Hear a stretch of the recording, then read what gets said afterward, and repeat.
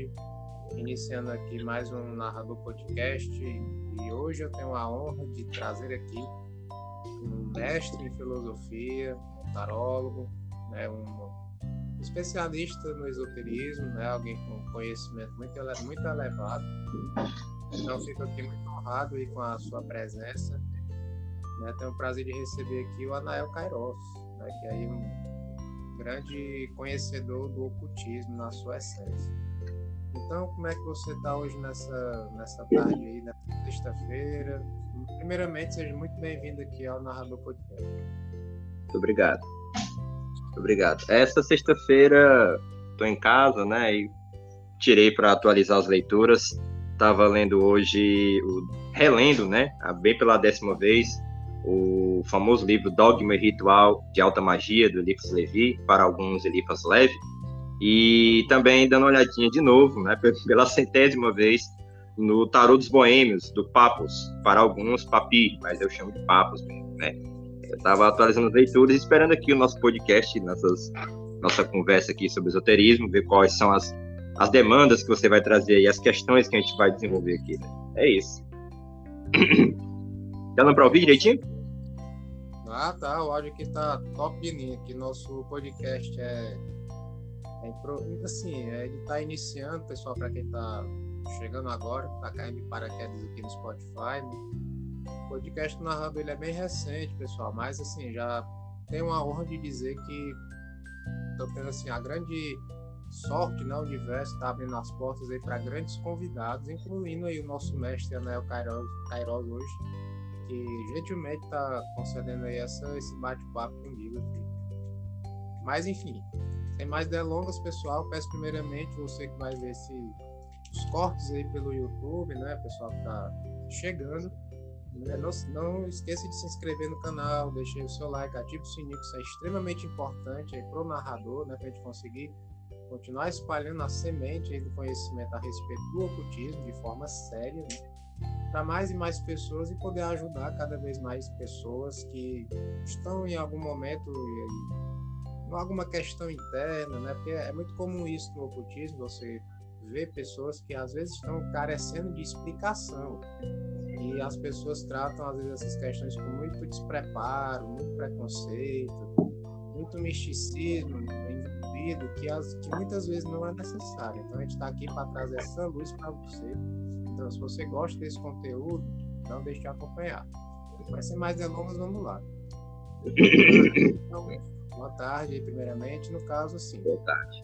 Primeiramente, eu queria que você explicasse um pouco para a gente, principalmente para o pessoal que não conhece, que está caindo de paraquedas aqui, a respeito do que seria o conceito de esoterismo, porque a gente vê que tem muito, assim, as definições são muito diversificadas, mas geralmente o pessoal não sabe explicar com clareza de detalhes o que seria o esoterismo, certo? Então, dessa luz aí para nós, o que seria o esoterismo real? Sim, é interessante essa sua pergunta e bastante fundamental, né, porque às vezes a gente quer falar de esoterismo, de coisas esotéricas, mas a gente não para pensar o que é o esoterismo, o conceito, né? E aí as pessoas acabam misturando muitas coisas, colocando coisas dentro do esotérico que às vezes não tá, né? E aí tem essa coisa que eu aprendi na filosofia. Deixa eu beber um copo d'água. Pode ficar à vontade, pessoal. Tá bom. E aí eu vim da filosofia, né? Eu sou mestre em filosofia, estudei Kant, que é um filósofo que discute bastante a metafísica, e aí eu trago da filosofia essa preocupação com o conceito. Eu acho interessante quando alguém assim me pergunta o conceito, né? Para a gente começar realmente da base, para a gente começar realmente uma discussão séria, um debate público qualificado, né? Porque realmente na internet hoje em dia cada um diz qualquer coisa e fica a coisa muito fluida. E aí a gente acaba, às vezes, até perdendo crédito, né? Esotérico é tudo doido, tudo místico, tudo, né? Não tem precisão nas palavras. E aí essa pergunta sobre o que é esoterismo é interessante, porque é o seguinte, não existe na universidade ainda um consenso final fechado a respeito do conceito de esoterismo. Então, a primeira coisa, é importante deixar claro que ninguém bateu o martelo e disse, isso aqui é o esoterismo. Mas, apesar disso, apesar da universidade ainda não ter batido o martelo né, os estudiosos, chegado a um consenso do que é o conceito de esoterismo, isso não significa que qualquer coisa pode ser esoterismo. Há um debate que está em aberto, mas há alguns encaminhamentos, né? Há algumas significações comuns, válidas para você pensar o que é esoterismo. E aí, na universidade, o esoterismo sempre foi uma coisa meio renegada, sempre foi uma coisa meio deixada de lado, porque a universidade tem essa herança iluminista, né? Então, quando veio o iluminismo, o desenvolvimento da racionalidade, da ciência, no século XVIII, século XIX, esses assuntos chamados astrologia, tarô, quiromancia, foram relegados a uma espécie de esquecimento. E aí, no século XX, alguns historiadores, como a Frances Yates, o Antoine Faivre e outros, né, como a Strucker, trouxeram a importância de entender o esoterismo como um pilar da cultura ocidental. Ao lado da religião e ao lado da ciência, nós temos essa categoria híbrida, que seria o esoterismo. E aí nós começamos com alguma ideia do que é o esoterismo, né? O debate na universidade está entre dois pontos de vista a respeito do esoterismo. Primeiro, se o esoterismo ele é um fenômeno histórico, ou seja, algo que aconteceu datado historicamente, ou se o esoterismo é um modo de enxergar a religião. E aí eu começo com a definição que eu acho, não a verdadeira, mas a mais útil para a gente pensar, e a mais completa até agora, né? É que o esoterismo é o seguinte, o esoterismo, ele é primeira coisa, vamos começar, o esoterismo, ele é um fenômeno da religião. Então, o esoterismo é um fenômeno que acontece no interior das religiões. Tanto que o estudo do esoterismo é muito estudado nas ciências das religiões. Né? Você vê trabalhos de ciência da religião, né, doutorado, tese, doutorado em ciência da religião, que eles vão discutir o esoterismo e deixam claro. O esoterismo é um fenômeno dentro do âmbito da religião, mas não é um fenômeno que se possa dizer puramente religioso. Porque o esoterismo, o que ele é? Ele é aquele momento onde a religião, os adeptos de uma religião, tentam reformar aquela religião em bases mais universais, aproximando a religião da ciência, aproximando a religião da filosofia. Então, o esoterismo, ele é a síntese entre a religião e a filosofia, entendeu? Então, por exemplo, um exemplo, né? Quando Jacob Boehme, né? Jacob Boehme para alguns, no século XVI, na Alemanha, quando ele diz que Deus, né? Quando ele fala de Deus como um processo natural, como um engendramento de forças, né? Da água, do fogo, do relâmpago, quando ele fala sobre Deus nessa perspectiva de uma química, de uma filosofia da natureza, ele está sendo esotérico. Por quê? Porque ele está pegando o cristianismo, que é uma religião, e está falando em termos mais racionais, filosóficos, científicos. Então, daí a gente tira o quê? Que o esoterismo é sempre um movimento de reforma da religião e é sempre uma tentativa de conectar aquela religião com uma sabedoria universal prévia. Então, existe um esoterismo cristão, existe um esoterismo islâmico, existe um esoterismo hindu, existe um esoterismo budista, né? O caso lá da Sociedade Teosófica, do Alfred Page Sinnett, né? Que escreve seu livro Budismo Esotérico. Né? Ou seja, o que é o esoterismo, então? O esoterismo, ele é o lado universal filosófico da religião. Então, ele nasce no momento de crise da religião. Quando os dogmas daquela religião não conseguem mais satisfazer as pessoas a explicação de mundo, quando a ciência, né, e vem questionando os dogmas da religião, surge o esoterismo para dizer, olha, calma, é só você reinterpretar a religião no sentido mais filosófico e você vai ver as chaves universais. Eu digo, para mim, eu sou professor de filosofia, né? Eles perguntam, professor, qual é a sua religião? Eu digo, eu sou cristão. Aí, mas você é católico ou você é evangélico? Eu digo, não, eu sou cristão esotérico. Aí eles perguntam, né, professor, o que é um cristão esotérico? Qual é a igreja do cristão esotérico? Aí eu digo, gente, vamos lá. O cristianismo religioso, ele se acredita como a única verdade e todas as outras religiões são falsas. Esse é o cristão religioso, esse é um cristão teológico, dogmático. O cristão esotérico, ele pensa o contrário. Ele pensa que nenhuma religião é detentora da verdade. É a verdade em todas as religiões. Então, o esotérico, ele pensa que existe uma verdade universal, uma filosofia perene, uma teosofia, entendeu? Um código da natureza de Deus e do homem, e da quais as religiões são roupagens dessa sabedoria universal. Então, o cristianismo esotérico, ele não se considera a única religião verdadeira. Ele se considera mais uma das manifestações desse logos, dessa doutrina secreta, né? Então, o esoterismo é isso. O esoterismo, para a gente resumir aqui, a princípio, apesar de não haver um consenso, mas há encaminhamentos interessantes, e o encaminhamento mais interessante que existe hoje sobre o conceito de esoterismo é que o esoterismo, ele é uma filosofia religiosa e uma religião filosófica. Eu tenho um vídeo, né, no meu canal do YouTube onde eu discuto o que é o esoterismo, trago toda essa discussão no debate acadêmico e dou um encaminhamento, né? Ou seja, o esoterismo é o quê? O esoterismo é sempre você pegar a religião e dentro daquela religião você encontrar os códigos de uma sabedoria universal que transcende todas as religiões, né? Alguns dizem que começa lá nos mistérios de Eleusis, lá dos gregos, né? Ali da época que estava disputando com o cristianismo, a ideia da salvação, e aí os mistérios de Eleusis ali era muito pegar a religião grega, né? E ao invés de cultuar os deuses para conseguir favores, as religiões e mistérios gregos era o quê? Era pegar o culto aos deuses no sentido de dar um encaminhamento para a alma após a morte, né? A ideia de salvação meio que pagana, né? Então, ou seja, pegava a religião e dizia, olha, a religião para o povo é uma coisa, mas ela tem códigos secretos, ela tem chaves mais maduras, ela tem elementos de uma doutrina universal, né? E aí, aqui no cristianismo, praticamente no cristianismo esotérico, a gente cita muito aquela passagem de Jesus, né?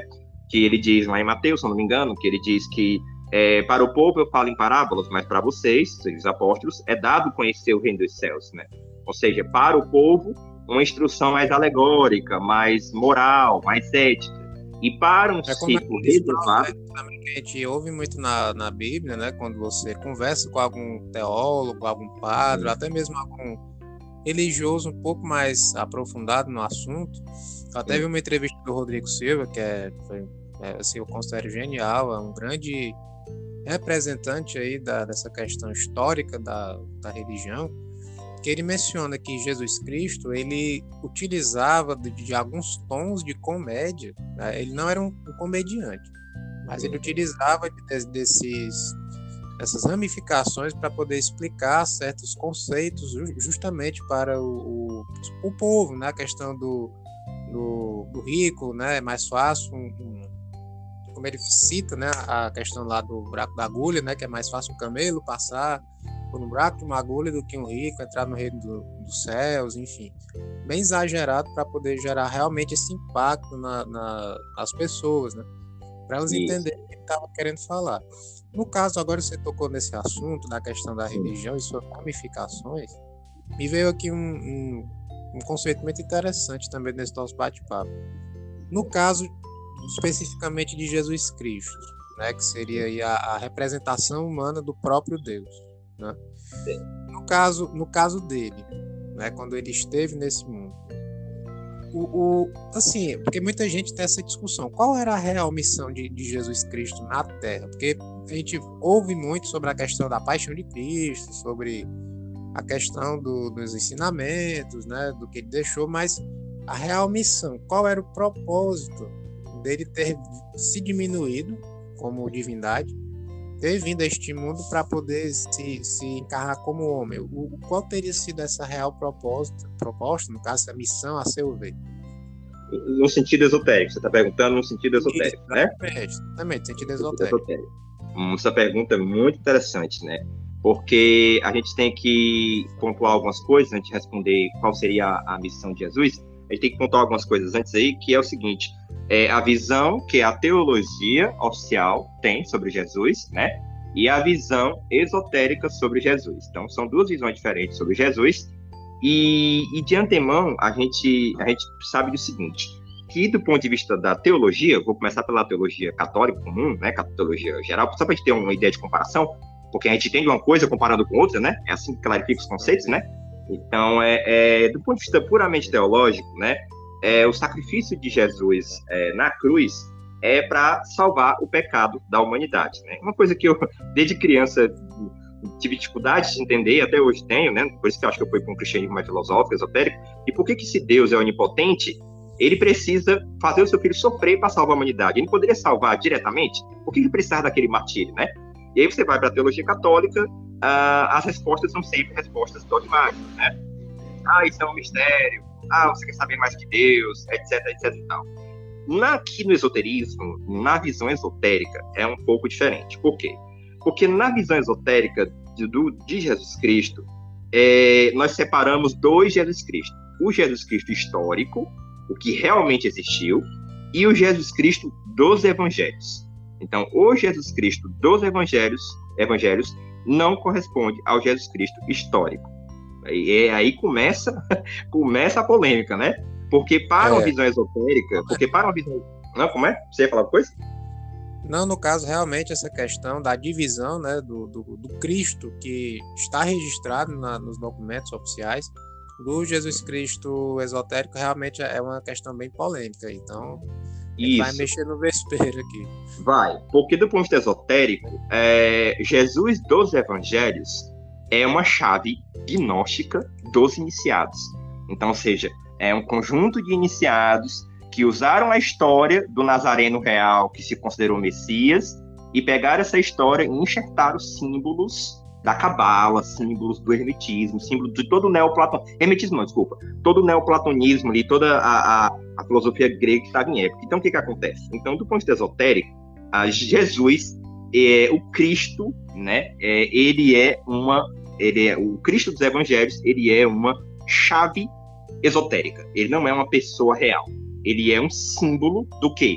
De um processo que está em todo ser humano, o Cristo interior, né? Então, o Cristo, a missão de Jesus Cristo na Terra foi o quê?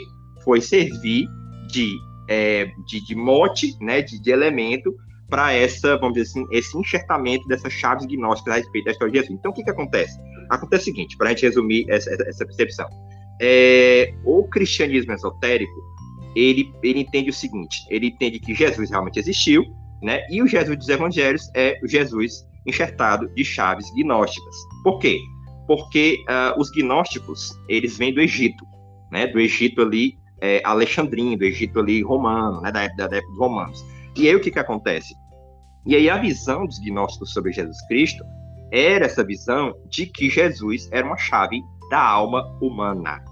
Entende? Ou seja, Jesus, eles são muito menos preocupados com o fato concreto da história, isso é pouco relevante, isso é relevante mais para a igreja exterior, que é a igreja de Roma, né? A igreja institucional, hegemônica, ela é preocupada com o concreto. Jesus reencarnou, Jesus ressuscitou, não, as chagas, é muito materialista nesse sentido, né? No sentido de ser concreto. Se não for concreto, não é Deus. Já a visão esotérica diz, não importa nem se Jesus existiu.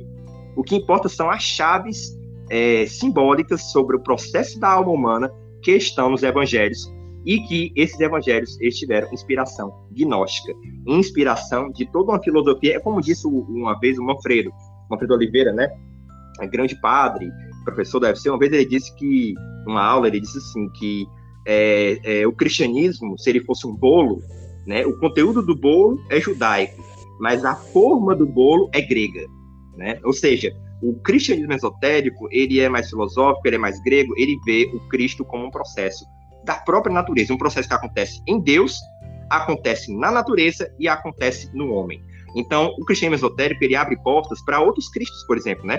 Por exemplo, outros avatares, outros mestres que se cristificaram, como, por exemplo, São Francisco. São Francisco é um cristificado. Então, o Cristo, no cristianismo esotérico, ele é um princípio metafísico, da qual a história do cristianismo é só a revelação histórica desse princípio metafísico, né? Então, o cristianismo esotérico ele é mais metafísico e menos concreto no sentido historicista do termo, né? Deu para entender, não deu? Como é? Deu para entender? Deu sim, deu para compreender bastante. E, inclusive, isso vai muito de acordo com o que eu já tinha até visto em algumas entrevistas, acompanhando alguns outros podcasts também a respeito desse assunto, de alguns outros mestres que estavam falando a respeito dessa visão mais realista do próprio Cristo, né, do cristianismo, e também pegando para esse lado do esoterismo, que bate exatamente com o que você falou.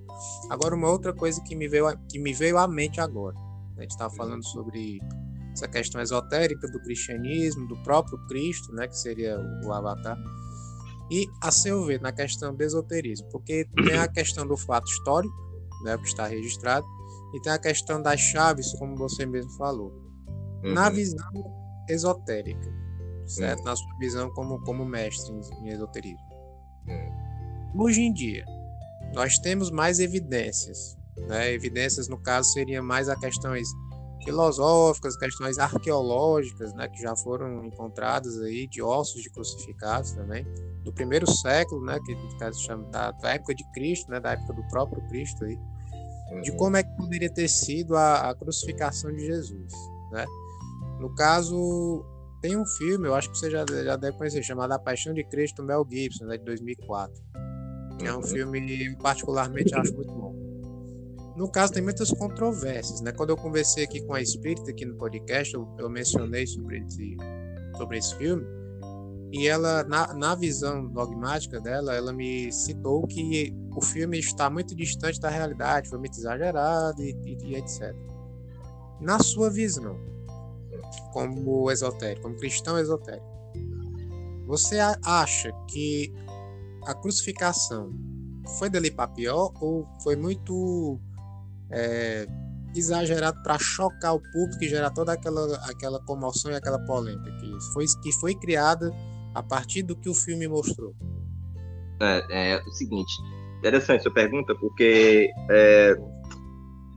eu vou responder ela em 2 pontos, certo? Eu vou falar o que eu achei do filme, do Mel Gibson, se ele é apelativo, se tem questões mercadológicas, né, e de capitalismo, indústria, né, para chocar, e a questão da crucificação, por que a crucificação, enquanto fato histórico, não interessaria muito a uma perspectiva esotérica do cristianismo. Por quê? Porque é o seguinte, vou começar por essa aqui. Porque é o seguinte, quando você adentra numa perspectiva esotérica do cristianismo, de qualquer religião, os fatos históricos importam menos do que as chaves místicas e gnósticas simbólicas sobre a alma humana que estão ali, né?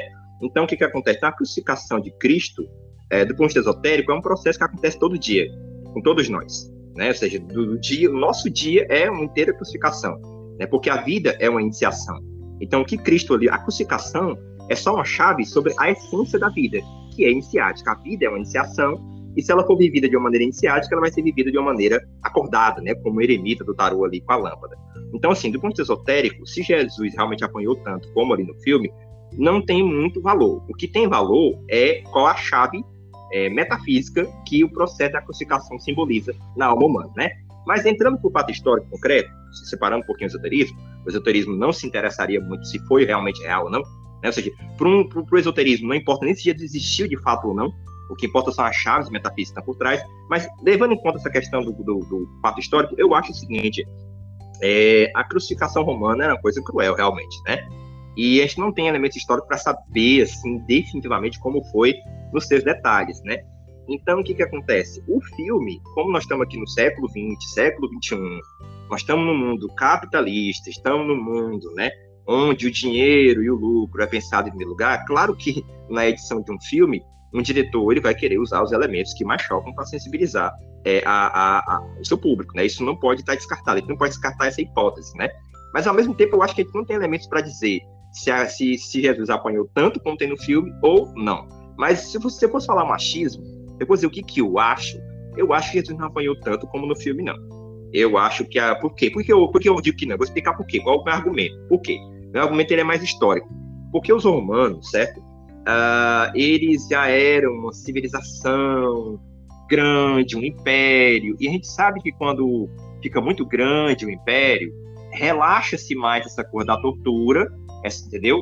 E afrouxa-se mais esses elementos de tortura no território, e fica aquela coisa mais do direito romano, do direito à defesa, do ver, primeiro ouvir, e tal e tudo. Então, o que acontece? Então, Jesus, para ser crucificado pelos romanos, ele passou primeiro pelo tribunal judaico, né? Foram os judeus que entregaram ele para Roma, né? Então, Roma não se metia de uma vez. Vamos se meter aqui. Não, eles esperam o julgamento dos judeus, foram os judeus que julgaram e levaram para Roma executar. Então, eu acho que o Império Romano, ele já estava começando um certo humanismo, um germe de humanismo, do direito romano, tu entende? Então, eu acho que eles não estavam muito assim, eles não eram muito no sentido de sádicos, né? Vamos bater aqui até não sei o que para sair sangue. Não era esse terror todo como o filme acha. Eu acho que não foi assim. Eu acho que se realmente Jesus foi crucificado na cruz, como dizem, foi um processo mesmo assim, não foi um processo tranquilo, claro, mas eu acho que o filme realmente ter apelado, a gente pode descartar o elemento do dinheiro, do capitalismo, né? Eu acho que tem um pouquinho de sentido esse argumento nesse sentido, entendeu? Não, com certeza. E sem contar que depois do lançamento desse filme, muita gente falou que se converteu ao cristianismo, teve todo esse apelo, né? Muitos atores envolvidos na própria produção falaram isso, eu vi algumas entrevistas, inclusive do protagonista, né, que interpretou Jesus, falando a respeito do que ele passou nas gravações, o quanto ele sofreu nas gravações desse filme. Então foi uma coisa bem, assim, a meu ver foi intensa, né, porque você está mexendo com um dogma católico, né? Ele é o pilar fundamental da fé cristã, a ressurreição de Cristo. Então, se você mexe com isso, você está mexendo aí com muita coisa. Então, eu vi dessa forma, mas foi muito interessante. Dando uma especificada agora nessa questão do misticismo, também do esoterismo, que entra mais na sua área. No caso, você também ministra um curso de tarô, né? Eu vi no seu canal lá que você ministra um curso de tarô, muito interessante. Até faço o adendo aqui, pessoal, para que vocês deem uma conferida lá no canal do Anael, que é muito interessante as aulas que ele coloca, né? O curso de tarô, você entendendo passo a passo como é que funciona, é muito interessante. No caso, a gente vê, principalmente, né, essa questão do showbiz, que você vê lá aquele pessoal com baralho, cigano, Santa Sara, e você vai lá e coloca, e o cara fala uma série de coisas, nada a ver com a vida do cara, mas o cara tá tão envolvido ali pelo show que diz, é isso mesmo, você acertou, como é que você sabe disso, sabe? Então, assim, pra gente desmistificar isso, você como professor, explica pra galera que tá ouvindo a gente, que tá assistindo a gente, como é que seria essa questão do tarô, o que é que envolve, se é mais técnica, se é intuição, o que é que envolve do misticismo aí, como é que seria, vamos desconstruir essa questão do tarô como uma ferramenta que só é usada a obra de magia, né, como o pessoal pensa, né, o cara é bruxo, por isso que ele consegue colocar. Então explica pra gente aí como é que funciona essa questão do tarô. Olha, é interessantíssimo, assim, falar sobre o tarô, né? Eu tô dando, para quem não sabe, eu vou até falar um pouco mais, tô dando um curso de filosofia esotérica, o curso de filosofia esotérica do tarô, né? Ou seja, lá são aulas gratuitas, eu já tô na aula 2 já, e aí é embasamento histórico, bibliografia, então, assim, não é uma coisa que eu tirei da minha cabeça, eu acho que é isso, não, como tem muita gente no YouTube, né? Tem muito achismo, principalmente no meio esotérico e no meio místico e espiritualista de modo geral, e uma iniciativa como essa, como aqui o podcast Narrador Clássico, eu acho louvável, né, levar o debate do esoterismo, do misticismo, né, levar no sentido de qualificar melhor, né, da gente sair dos achismos, né, da gente sair das... Teve uma vez que eu fui vendo uma mulher falando no YouTube que o tarô dos boêmios é porque as pessoas se reuniam para beber e para conversar, eu digo, sendo que boêmios é uma tradução, tá se referindo aos ciganos, tá? Eu vi uma mulher falando isso. Oi? Pois é, pra você ver, né? Absurdo, eu não acreditei no que eu vi, eu digo, não, é sério, eu tô vendo isso, é sério. E é um vídeo altamente visto, né? Então, infelizmente, às vezes, as coisas mais superficiais e mais sem embasamento são as mais vistas, às vezes, né? E assim, bom, sobre o tarô, né? Sobre a filosofia esotérica do tarô, primeiramente eu queria falar um pouco como é que eu cheguei para a questão do tarô, né? Eu sou astrólogo, eu estudo astrologia há mais de 15 anos, então sempre fui amarrado ali na astrologia, e a astrologia me levou ao hermetismo, o hermetismo me levou à cabala cristã, à cabala da renascença, e hoje é o jacoboêmio. E aí o que acontece? E aí eu fiquei sabendo, né, que a base do esoterismo moderno, da tradição esotérica moderna, está ligada ao tarô. Aí eu disse assim, poxa, então o tarô deve ter alguma coisa, né, interessante pra gente ver.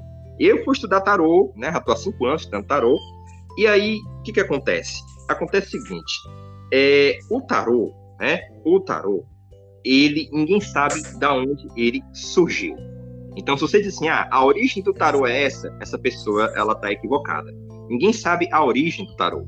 As pessoas sabem aonde ele apareceu, mas não de onde ele surgiu, né? A gente sabe onde foi que ele se precipitou, que foi na Itália do século XV. E aí o que acontece? O tarô, ele era um jogo de cartas, que depois de um tempo virou a cartomancia, que era para adivinhar o futuro, no sentido de prever o futuro, de olhar essas coisas, da sorte do amor, até que no século XIX vieram os ocultistas e disseram, não, o tarô, ele não é simplesmente um jogo para prever o futuro, como algumas pessoas de boa fé e de má fé fazem. Mas o tarô, ele tem a chave do simbolismo universal, da doutrina secreta, dessa teosofia toda, né? Mas aí o que acontece? Os ocultistas do século XIX, eles acreditavam que o tarô descendia do Egito. E aí veio o Ney Naif, grande tarólogo brasileiro, e trouxe aqui para o Brasil essa chave histórica, dizendo, olha, o tarô não veio do Egito, o tarô veio da Europa mesmo, né? E aí ele meio que jogou um balde de água fria nessa percepção esotérica do tarô. E aí, nesse curso de filosofia esotérica do tarô, eu tento resgatar essa visão esotérica do tarô, propondo uma chave filosófica, né? Ou seja, se o tarô ele é do Renascimento europeu, ali, da Itália, da Renascença, então ele guarda essa chave dessa cosmovisão ali da Renascença. Mas você falou das cartomantes, você falou aí do cigano, da galera que bota uma vela e tira pela intuição. O que acontece? Acontece o seguinte, gente, para a gente colocar os pingos nos is, né? Depois desse rodeio um pouco histórico que eu precisei fazer, vou colocar agora o pingo nos is. É o seguinte, o tarô, primeiramente, ele é um jogo de cartas, né? 22 arcanos maiores, 56 arcanos menores. Então, ele é um jogo de carta. Como ele tem um simbolismo, ele é um jogo, ele está ligado a um simbolismo, as cartas simbolizam certas coisas, a gente sabe que, por ser simbólico, abre a diversas interpretações. Então, algumas pessoas usam o tarô como oráculo, no sentido de prever acontecimentos. Aí não me perguntem se realmente prevê ou não, porque isso aí entraria num debate encarniçado sobre livre-arbítrio, né? E sobre livre-arbítrio e destino, né? Ou seja, se nós temos um livre-arbítrio, as cartas não poderiam prever. Só poderiam prever se houvesse a ideia do destino, né? E aí a gente tem que entender, entrando um pouquinho nessa questão, que se você crê no destino, então a ideia de previsão pode fazer algum sentido. Mas se você crê no livre-arbítrio, então você tem que diminuir um pouco essa ideia da previsão, né? Então, durante muito tempo, as pessoas usavam, né, para prever, alguns usavam de boa fé, achavam que podia ser previsto, outros usavam de má fé, porque tem todo canto, né? Não é que o tarô em si, as cartas, os ciganos sejam pessoas, não estou querendo dizer que sejam pessoas que intencionalmente são charlatãs, não estou dizendo isso, não estou dizendo que toda pessoa que bota tarô é um charlatão, eu não estou dizendo isso. Agora, que existem charlatães, existe como em todo canto, né? E aí o que acontece? Né? Existe todo canto, né? No tarô, na igreja, em todo canto, né? E aí o que acontece? Acontece o seguinte, gente, que se você vai a um tarólogo, certo? Para querer saber sobre a sua vida, sobre coisas do seu futuro, sobre a vida da pessoa, e o tarólogo vai lá e lhe atende, tudo bem, não vou julgar isso, é uma questão de cada um. Mas o tarô, ele tem um outro uso, ele também tem uma outra abordagem, eu vou chamar aqui de outra abordagem, nem melhor nem pior, apenas diferente. Eu não quero aqui hierarquizar, eu não quero dizer que a abordagem filosófica, esotérica, é superior à abordagem da cartomancia, eu não quero estabelecer essa hierarquia, eu quero estabelecer o seguinte, que é muito da disposição de alma que você tem. Se você está procurando uma orientação específica sobre a sua vida, né?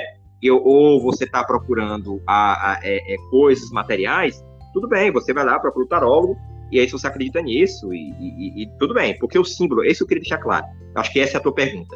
O tarô, ele prevê ou não? O que eu digo é o seguinte, gente, o símbolo, ele fala com a gente, entende? O símbolo, ele sempre fala. Então, uma carta tirada, um tarólogo explicando, ou você mesmo explicando, aquele símbolo vai falar com você. Então, a mística do tarô é a mística do simbólico. Ou seja, o símbolo, ele fala com você. O símbolo da cruz fala com os cristãos. O símbolo dos budistas falam com budistas. Então, o símbolo, ele sempre vai falar com você. Entende? Ele sempre vai indicar alguma coisa, né? Agora, se você está procurando não querer saber sobre o futuro, coisas corriqueiras, se eu vou ganhar dinheiro, se eu vou ter mulher, se eu vou ter filho, se eu vou ser rico, se você não quer saber essas coisas mais triviais e a sua alma busca por uma orientação, né, a respeito do seu caminho espiritual, da sua jornada interior, do seu processo iniciático, aí existe essa abordagem mais filosófica, esotérica do tarô, que foi desenvolvida por alguns ocultistas do século XIX, como Eristo Levi, Papos, Mebis, Valentin Thomberg, Aleister Crowley, já ele é da escola inglesa. E é essa outra abordagem que eu estou trazendo aqui para a internet, aprofundar ela, o debate sobre ela, porque ela é até pouco falada, né? E aí o que acontece? O tarô, ele pode ser usado como cartomancia, né? Se a sua disposição de alma se inclina a essas coisas mais imediatas, e não tem nenhum problema em julgamentos, mas também o tarô tem essa abertura para uma chave mais espiritual, mais iniciática. E como essa chave mais espiritual, mais iniciática? É o seguinte, o tarô esotérico, e é essa abordagem que eu gosto de trabalhar sobre o tarô esotérico, no começo, os ocultistas eles tinham um certo preconceito contra a cartomancia. Aquela coisa meio eurocêntrica, até um pouco machista, né? De dizer o seguinte, não, cartomancia é coisa cigana, coisa de mulher, coisa de periferia. Então eles tinham essa visão elitista e condenavam a cartomancia. A gente tem que botar o pingo nos is e falar a verdade. Eles condenavam, o Eristo Levi e o Papos condenavam a cartomancia porque tinham essa percepção um pouco elitista. O próprio Papos, ele se redime um pouco disso no final das obras posteriores, onde ele vai escrever o tarô divinatório, onde ele vai dizer, não, mas tudo bem, para adivinhar, para o trabalho mais da cartomancia, tá aqui as chaves. Ele meio que se redime um pouco disso. Mas aí o que acontece? Acontece o seguinte, os ocultistas depois, como Oswald Wirth e outros, eles já quebram esse preconceito e dizem, não, olha, o tarô, né, ele é um instrumento. Você pode usar esse instrumento para se construir, ou pode usar esse instrumento para se destruir. Aí é com você, né? Entendeu? Você quer falar alguma coisa? Não, no caso, eu tô assim, só observando aqui os pontos, que realmente o tarô, ele, assim, as pessoas no geral, principalmente quem tá iniciando nesse meio, né, do ocultismo, ou tá estudando, começando a estudar o esoterismo, ou então até mesmo quem é curioso, porque tem muitos curiosos que acham muito bacana o assunto, o tema, né, e vão atrás dos vídeos para poder ver, principalmente aqui do podcast. Então, assim, é muito claro, é muito bom deixar claro, pessoal, que tudo que a gente está conversando aqui é baseado na realidade, certo? Tudo aquilo que vocês veem em filmes, né, séries, aquela coisa toda, aquela pirotecnia, não esqueça aquilo ali, né? Tire isso tire essa expectativa, certo? Porque o estudo a respeito do esoterismo é muito sério, sim, muito abrangente, muito profundo, né? Então, a questão do tarô, pelo menos na minha forma de enxergar, também seria essa. Porque a questão do simbolismo, do símbolo falar com você, é muito, também independe de cada um, porque muitas vezes, eu acredito que você, como professor, deve ver isso constantemente.